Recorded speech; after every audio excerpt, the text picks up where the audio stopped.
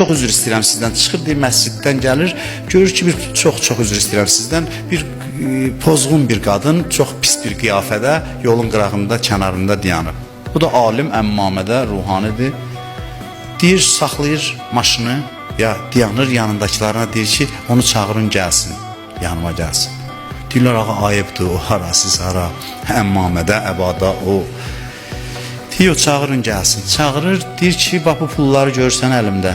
Bu İmam Hüseynin mənə Allahın yetirdiyi puldur İmam Hüseyn məclisindən. İmam Hüseyn inayət edib. Heç saymamışam da nə qədərdir. Bunun hamısı sənin. Get özünə bir gün ağla, bu işlərdən çəkin, belə işlər görmə. Bir neçə il keçir, Kərbəlaya gedir İmam Hüseynin ziyarətinə. Bir xanım çarşabda yaxınlaşır.